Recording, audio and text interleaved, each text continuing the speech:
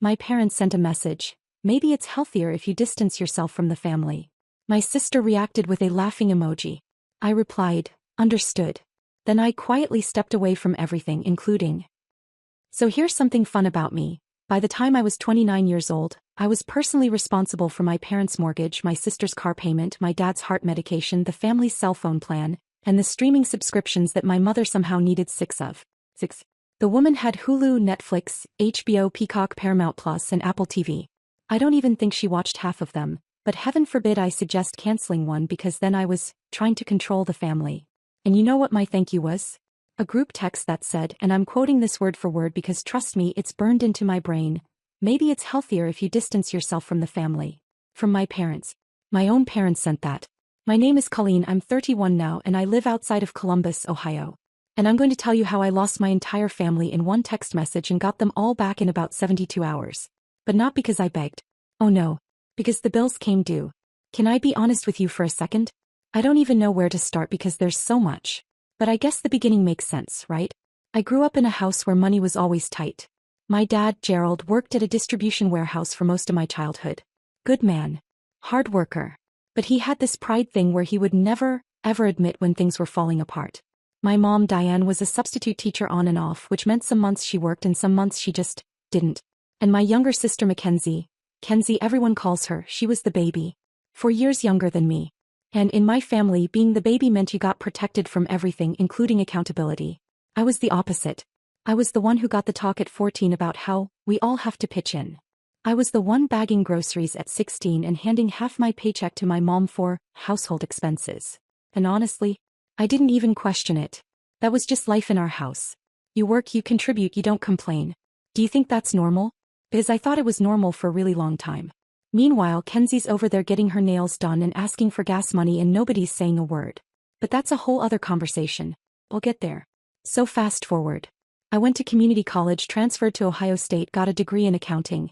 Yeah, ironic, right? The family ATM became an actual accountant, and landed a decent job at a firm in Columbus. Not glamorous. Not 6 figures right away. But solid. Stable. And after years of scraping by, stable felt like luxury. And here's where things started shifting. The minute, and I mean the actual minute, my family realized I had real income, the request started. Small at first. Colleen, can you cover the electric bill this month? Things are tight. Colleen, your dad's prescription went up. Can you help? And I said yes. Every single time. Because that's what family does, right? You help. But then small turned into medium. Medium turned into large. And large turned into me basically funding an entire household that I didn't even live in. My dad needed surgery on his knee about 3 years ago. Guess who covered the out-of-pocket costs? My mom's car broke down. Guess who co-signed the loan and then quietly just started making the payments because she forgot 2 months in a row? Kenzie needed a car for her new job, which by the way she quit after 5 weeks, and somehow I'm the one with a second car payment on my credit report. And listen, I'm not saying this to make myself sound like a saint. I made choices. Nobody held a gun to my head. But what I am saying is that at no point, not once, did anyone in my family say, thank you, Colleen, we see what you're doing and we appreciate it. Not once. What I got instead was more requests. And criticism. Somehow I was simultaneously the person keeping everything afloat and also the person who was too controlling and thinks she's better than everyone because I once suggested that maybe Kenzie should contribute something toward the car I was paying for. You want to know what Kenzie said to that? She said, why are you always so obsessed with money? Girl, I am literally paying for the car you're sitting in right now. But I let it go. I always let it go. Because fighting in my family meant you got the silent treatment for weeks and I just didn't have the energy. The one person who saw everything clearly was my grandma Ruthie. My dad's mother. 78 years old, lives in a little house in Dayton, sharp as a tack and absolutely zero tolerance for nonsense. She'd call me every Sunday and just check in. And sometimes she'd say things like, Colleen, you're giving yourself away, sweetheart. One day there's going to be nothing left to give. And I'd say, I know, Grandma. I know. And then I'd go right back to paying everyone's bills. So that's who I was. That was my life. The reliable one. The quiet one. The one who writes the checks and gets no credit and is somehow still the villain in every family argument. And then came the text. It was a Tuesday.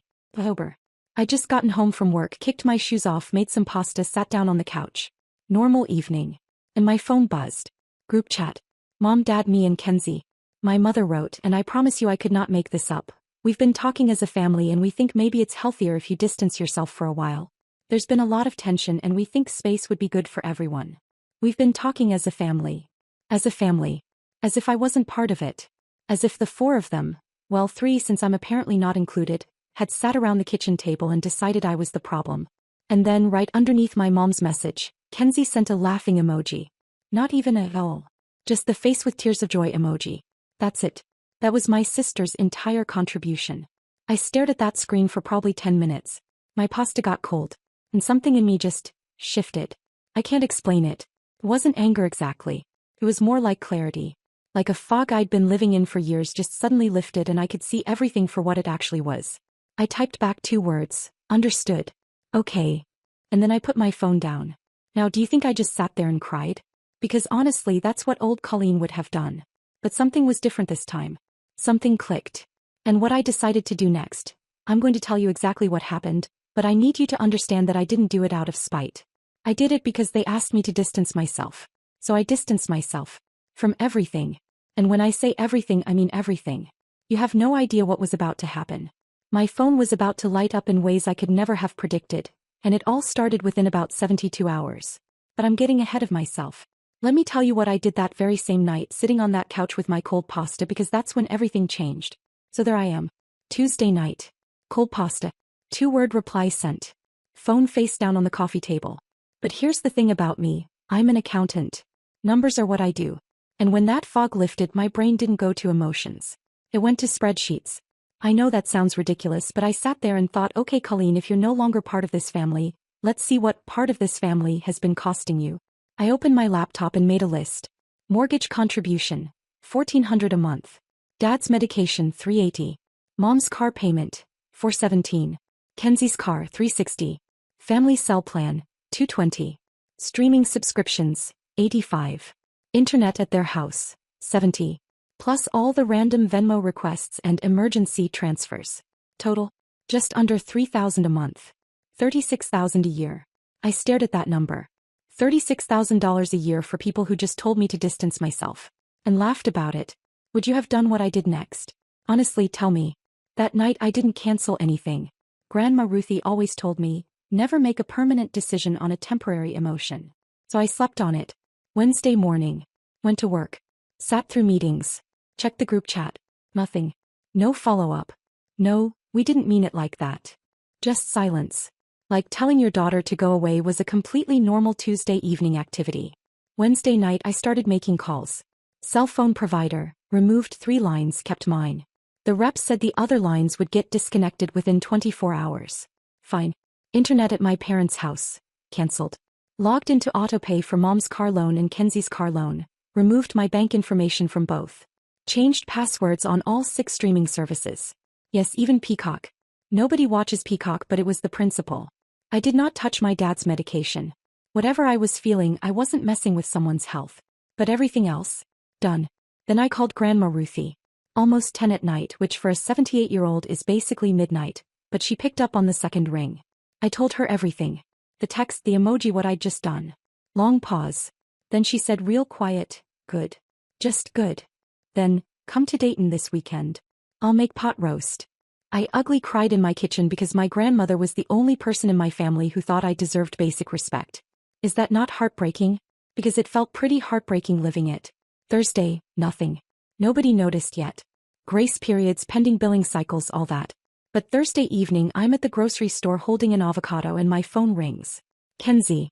An actual phone call. This woman hasn't voluntarily called me in 2 years. She communicates exclusively through texts and Instagram stories. So when I saw her name with an actual call I knew. I almost didn't answer. But curiosity won. First thing she says, did you seriously cancel my phone? Not, hey. Not about that text. Just straight to the phone. I said, you still have your phone.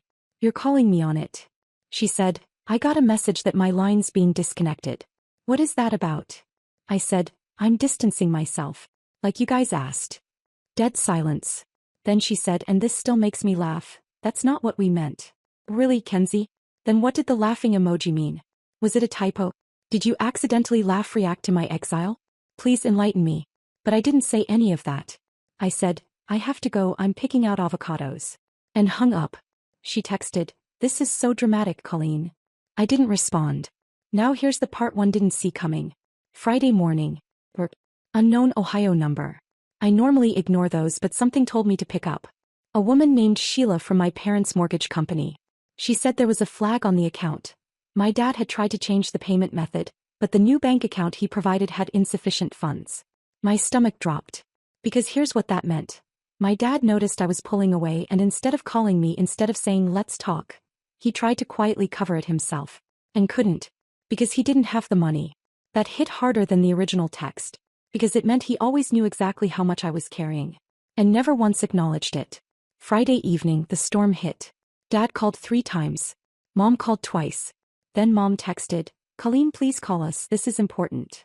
Funny how it's important now, right? 3 days ago the important thing was telling me to go away. But I didn't call back. Not out of cruelty. I just wanted them to sit in that discomfort a little longer. Is that wrong? Maybe. But sometimes people need to feel the weight of what they've taken for granted. Don't you think? That weekend I drove to Dayton. Grandma Ruthie's house smelled like pot roast and lavender sachets. She hugged me at the door without a word. Just held on for a full minute. Over dinner she said, "Your father is a good man who learned bad habits from a hard life. That doesn't excuse him. But it explains him. Your mother follows whatever direction the wind blows. Always has." Then she looked at me and said, "But you, Colleen, you are the wind now. So blow carefully." 78 years old and dropping wisdom like that over pot roast. I did not deserve this woman. Saturday morning. I'm still at Grandma Ruthie's, drinking coffee in my pajamas, thinking I'll have a quiet weekend to clear my head. Then someone knocked on the front door. It was Kenzie. Drove an hour from Columbus. Unannounced. On a Saturday morning. And she wasn't angry. He was crying. Now I assumed Kenzie was just mad about the phone thing and moved on with her life. I assumed she was telling her friends about her crazy dramatic sister. That's what I expected. But what she told me in Grandma Ruthie's kitchen, and what she showed me on her phone, it turned everything upside down. What I found out about my parents, about why they really sent that text, it wasn't what I thought. Not even close. Are you ready for this? Because I genuinely don't think you're going to guess it. So Kenzie's standing in Grandma Ruthie's doorway. Mascara running. Eyes swollen. And I'm in pajamas holding a coffee mug thinking, what on earth is happening right now? Grandma Ruthie, bless her, just stepped aside and said, "Come in, child. There's coffee." Kenzie sat down at the kitchen table and for a minute she couldn't even talk. Just kept wiping her face with her sleeve. And I'll be honest, part of me wanted to be cold. Part of me wanted to say, "Oh, now you show up? Now you cry." Because I was still hurt. That laughing emoji was still sitting in my chest like a little piece of glass. But I didn't say that. I just waited. And then Kenzie said something that completely knocked the ground out from under me. She said, "The text wasn't Mom and Dad's idea. It was mine." I put my coffee down. I said, "What?" She said, "I told them to send it. I convinced them. And I need to tell you why." Do you think I was ready to hear this? Guys, I was not. Kenzie pulled out her phone and opened a conversation between her and our mom from about 2 weeks before the group text. And she showed it to me. It was a long thread, messages going back and forth, and the gist of it was this. Kenzie had been telling our mother for weeks that I was holding the family hostage with money. That I used financial help as a way to control everyone. That every time I paid a bill I was buying authority over their lives. And that the family would be healthier without my involvement. Those were her words. Healthier without my involvement. Sound familiar? Because that's almost exactly what the group text said. My mother basically copied Kenzie's language. I looked at Kenzie sitting there crying and I said very calmly, "Why would you say that about me?" And here's where the story turns in a direction I never expected. Kenzie said, "Because I was jealous. And I was ashamed. And it was easier to make you the villain than to admit that I was failing." She told me that for the past year she'd been struggling in ways nobody in the family knew about. She'd lost that job, the one she quit after 5 weeks. She didn't quit. She was let go. And she hadn't found steady work since.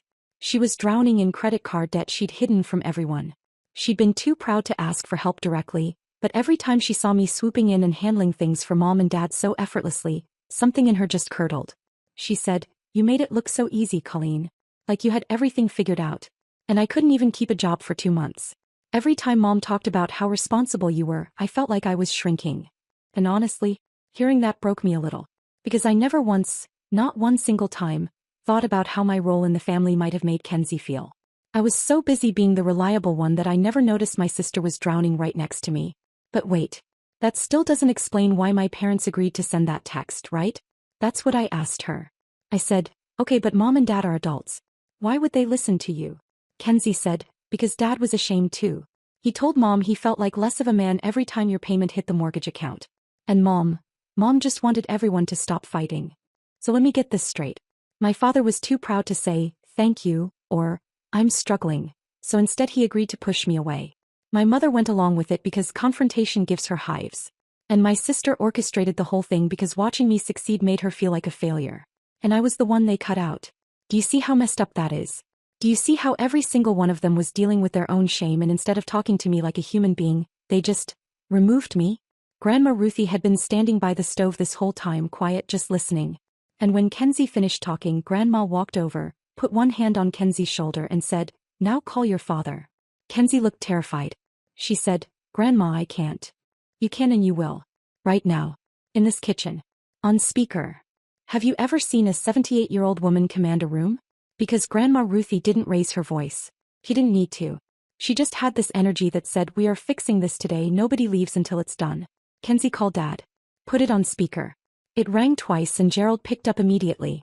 And the first thing he said was, Kenzie? Is your sister with you? Not, hello. Not, where are you? He wanted to know where I was. And his voice, I could hear it shaking. My dad's voice doesn't shake. This is a man who once drove himself to the emergency room with a broken wrist and told the nurse he was just a little sore. But right now on this phone call his voice was shaking. Grandma Ruthie leaned toward the phone and said, Gerald Andrew, you're on speaker and your mother is listening. Talk to your daughters. There was a pause. And then my dad said, Colleen, I'm sorry. 3 words. And I felt every wall I'd built in the past week just crack right down the middle. He said, I should have never let that message get sent. I knew it was wrong the second I read it in the group chat, and I didn't stop it, and I didn't call you after. And that's on me. I was embarrassed. I've been embarrassed for years. You've been carrying us and I couldn't even look you in the eye about it. My mom got on the phone too. Diane started doing that thing she does where she talks fast and tries to smooth everything over.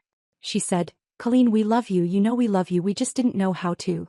And Grandma Ruthie cut her off. She said, Diane, slow down. This isn't about smoothing it over. This is about being honest for once. And then the most unexpected thing of all, my mom started crying. And she said quietly, I'm sorry I didn't protect you, Colleen. From any of it. Not when you were a kid, not now. I let everyone lean on you because it was easy for me. And that wasn't fair. I stood in that kitchen gripping the edge of the counter and I swear the whole room felt different. Lighter. Like somebody had opened a window that had been painted shut for 20 years. Did everything get fixed in that one phone call? No. Of course not. Real life isn't like that. But it was a start. The first honest conversation my family had maybe ever had. Here's what happened after. Kenzie and I spent that whole weekend at Grandma Ruthie's. We talked more in those 2 days than we had in probably 5 years. She told me everything. The debt, the shame, the way she'd been pretending everything was fine while her whole life was falling apart. And I told her things too. How exhausted I was. How invisible I felt. How I'd started resenting the people I loved most in the world because they only seemed to see me as a bank account. We cried a lot. We also laughed. Kenzie does this terrible impression of our mother stress cleaning, and at one point I was laughing so hard I almost fell off Grandma Ruthie's couch.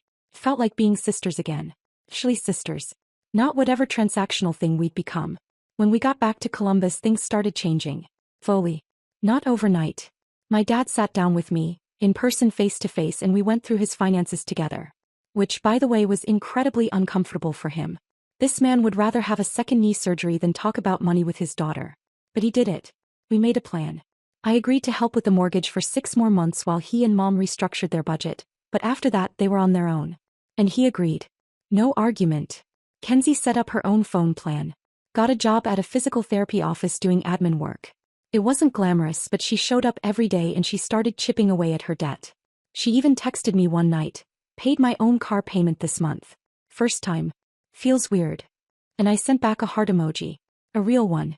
Not a laughing one. My mom started actually watching what she spent. She cut 3 of the 6 streaming services herself, which if you knew Diane is basically a miracle. And she started calling me not to ask for things but just to talk. About nothing. About her garden. About some show she watched. About a recipe she tried that went horribly wrong. And those calls meant more to me than she'll ever know. And Grandma Ruthie? She called me on a Sunday a few weeks later and said, see? The wind blew. And nobody fell down. I think about that a lot, actually. About how close my family came to completely falling apart. One text message. One laughing emoji. That's all it would have taken if I'd just stayed quiet and walked away forever. And honestly, nobody would have blamed me if I had. But here's what I've learned. And I know this sounds like a greeting card, but I mean it. Family isn't about who pays the bills. It's not about who sacrifices the most or who gives until they're empty. Family is about showing up and being honest even when it's ugly. Especially when it's ugly. My family spent years avoiding honesty because it was uncomfortable, and it nearly cost them the one person who was holding everything together. I'm not the family ATM anymore. I'm just Colleen. And that's enough. So if you're out there right now and you're the one carrying everyone, the one who pays and fixes and rescues and never gets thanked, I want you to hear me. It's okay to put it down. It's okay to say, I need you to see me as more than what I provide. And if they can't do that, then maybe the distance isn't such a bad thing.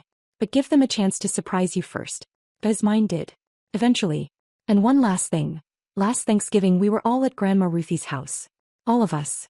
Mom, Dad, Kenzie, me crammed into that little dining room in Dayton. And before dinner my dad stood up. Gerald, the man who would rather wrestle a bear than express emotions, and he said, I want to thank Colleen. Not for the money. For not giving up on us when we gave her every reason to. Kenzie raised her glass. Mom was already crying. And Grandma Ruthie just looked at me across the table and winked. That wink said everything. So that's my story. It's messy and imperfect and I probably did some things wrong along the way. But we're here now and we're better than we were, and honestly that's all I can ask for. If you made it this far, thank you for listening. I really mean that. And if this story hit close to home for you or if you've been through something similar, I'd love to hear about it. Drop a comment, tell me your experience. And if you enjoyed this, leave a like. It means more than you think. And if something didn't sit right with you, that's okay too. Tell me. I can take it. Thank you for being here. Seriously, it means a lot.